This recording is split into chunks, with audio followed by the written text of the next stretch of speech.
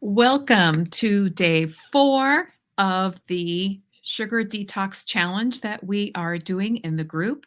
Thank you for joining me. Wherever you are joining me, let me know if you are finding me live or if you are finding me on the replay.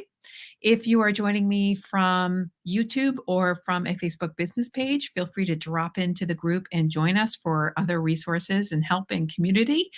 We are at Conquer Your Sugar Cravings. If you just go to Facebook and you type that in and search for a group, you should be able to find us. I am focused on helping women and moms conquer the sugar cravings so that you can find your energy and your mental clarity, take care of yourself, and crush your goals. Because how many times are women, particularly moms, taking care of everybody else and we're not taking care of our own health?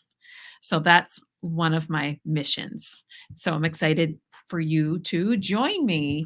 And today we are talking about the monsters that are out there and how to survive them. So I want to tell you about King Odysseus.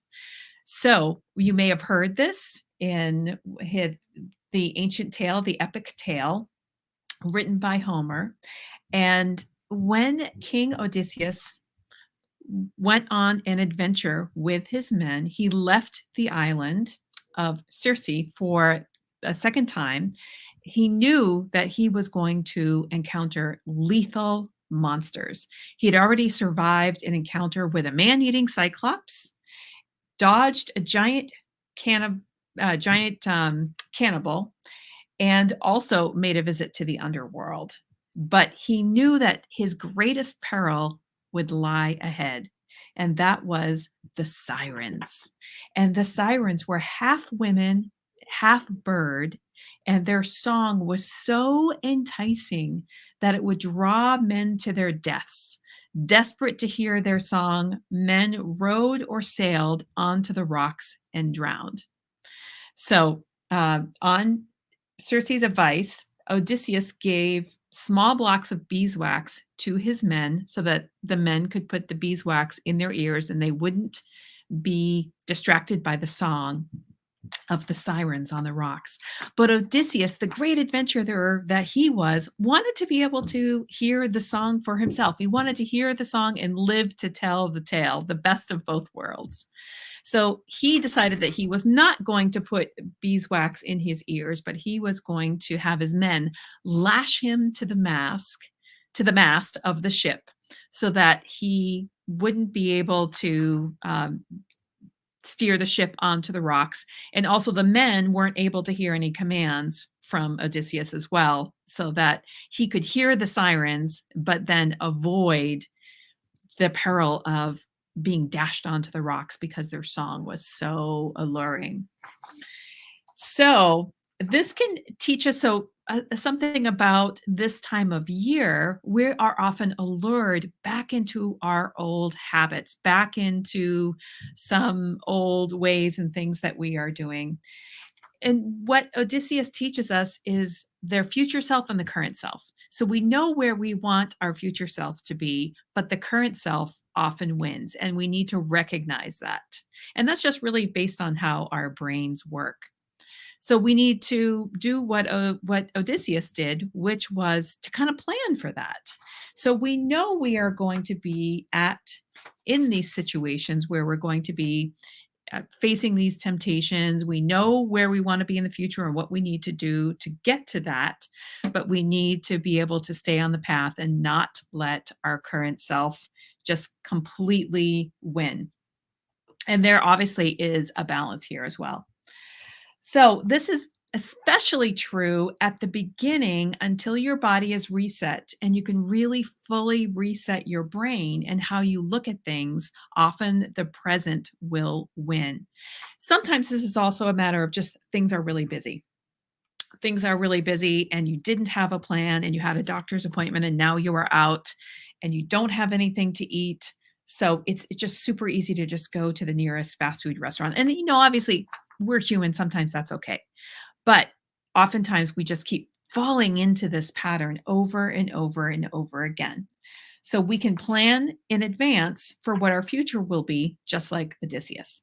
So I want to just make a quick note about planning. So there is a huge range of meal planning options you may have seen on Pinterest where people go crazy with super meal planning options where everything is planned out and in a box and amazing looking and cut up and it's already kind of done for you.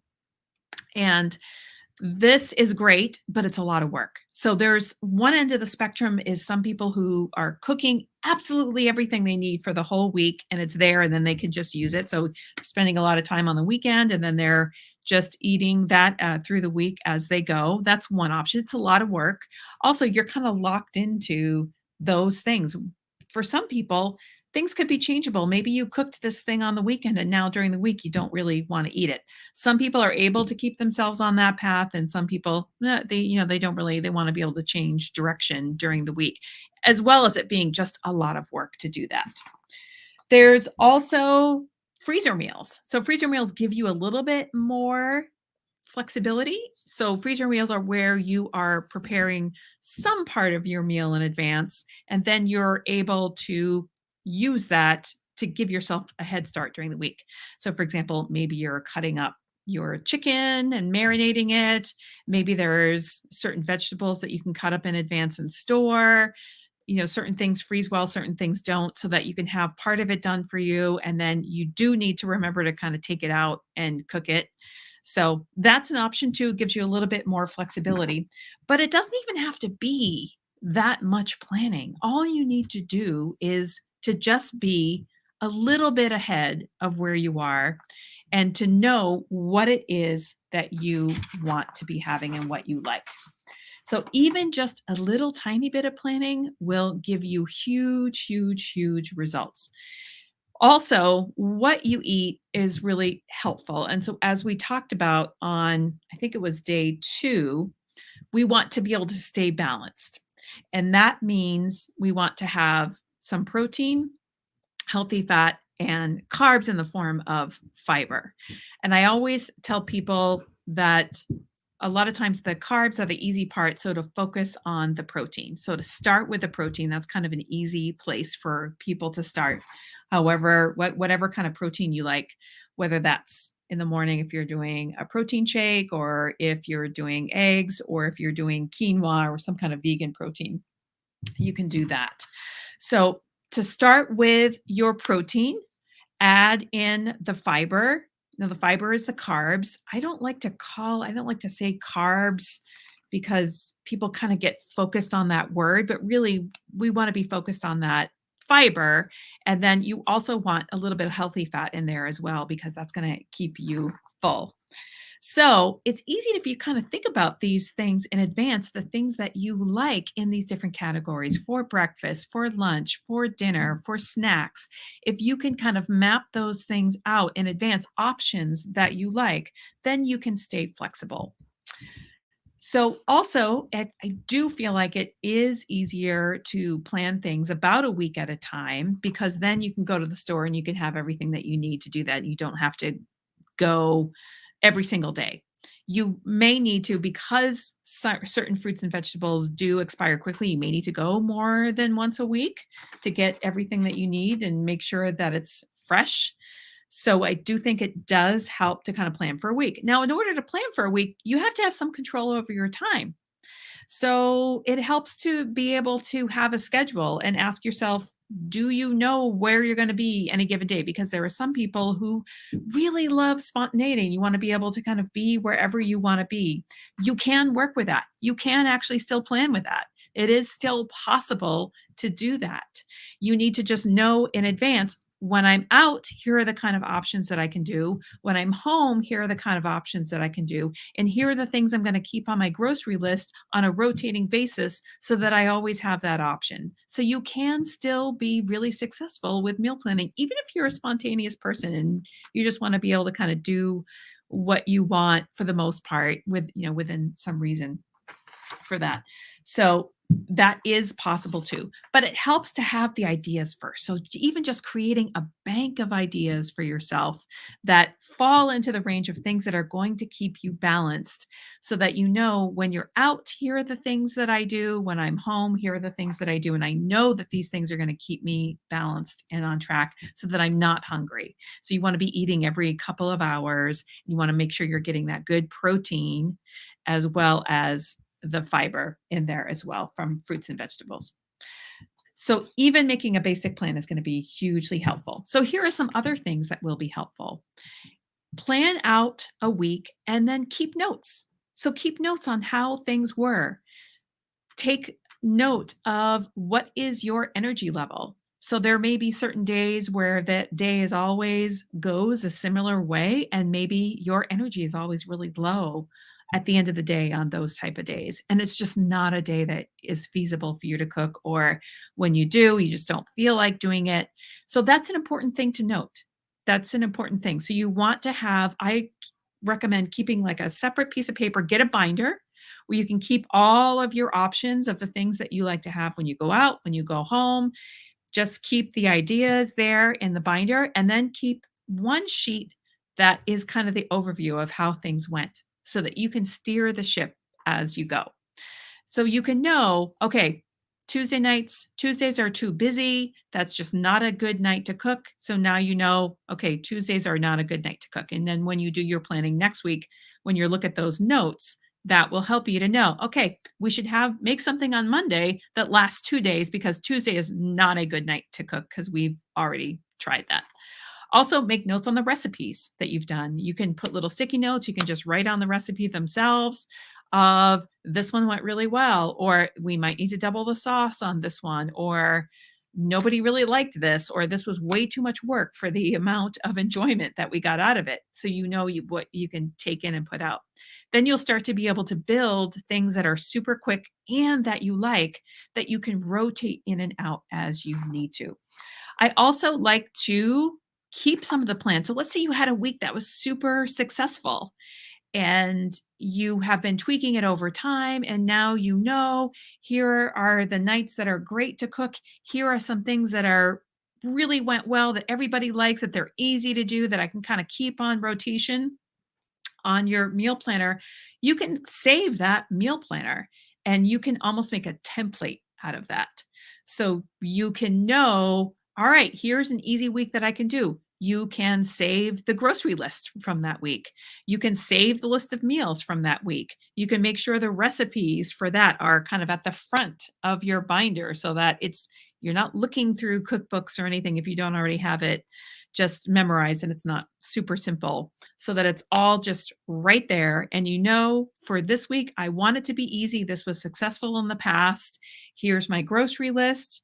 You can just take a picture of it and you can run with that meal option. I recommend having at least an A week and a B week so that if you're having one of those super crazy weeks, or you know it's going to be a busy week, that you can still have flexibility and you can still help to keep yourself on track and really put it on autopilot.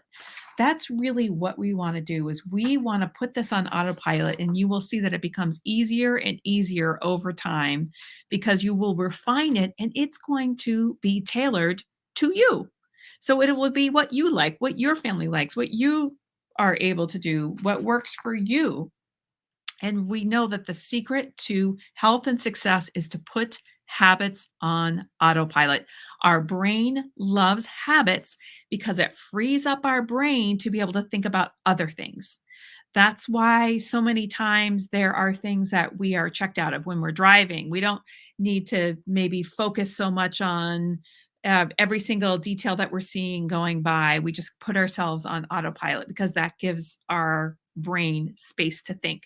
The same is true with meal planning. Imagine if you could just free up that whole piece of your brain of what do we eat for dinner tonight and make it so much easier and repeatable week after week and something that your family likes.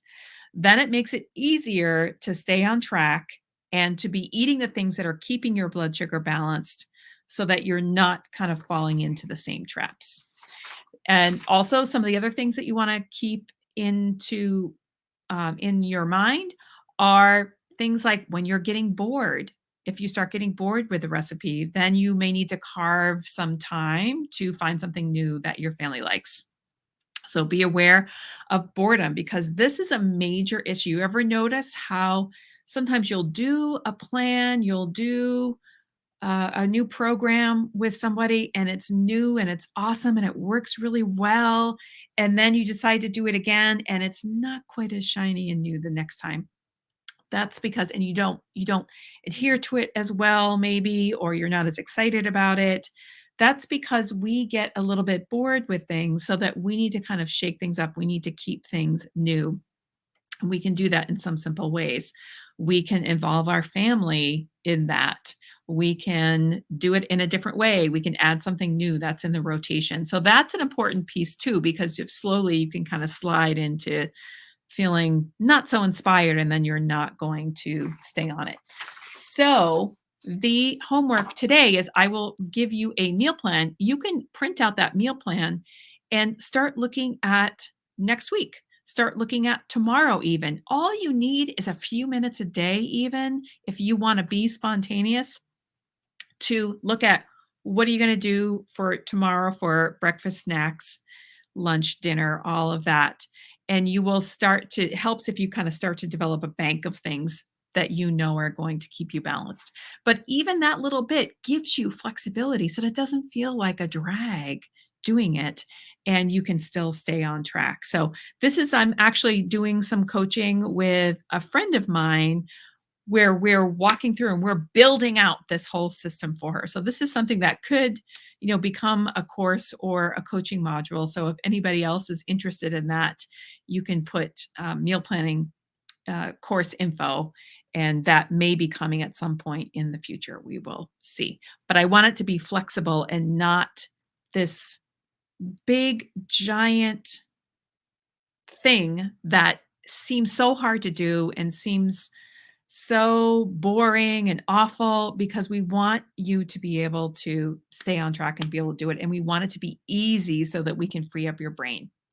So that's the homework for today. And then tomorrow, the last day of the challenge, we'll kind of be wrapping everything up about looking at pitfalls and how we kind of put this all together and some extra help with that. And then on Monday, I will draw a challenge winner to be entered into the challenge. It's not that you're completing everything perfectly. It's really that you're just staying engaged. So to make your entry into the challenge and win the prize, which I'm not sure what that'll be yet. It might be like a Starbucks card or an Amazon card or something like that. I got to figure out what will work for people, is just to watch the videos and comment on one of the posts with the videos. Um, that's awesome. Thank you for sharing, Gail. Yeah, it has, once you start doing it, you will notice that it does kind of become easier and easier. So, if you'd like to be entered into the drawing on Monday, just make sure you go and check out the videos and comment on something from one of the days. And the drawing will be on Monday to give people time to catch up with this. And thank you so much for joining me.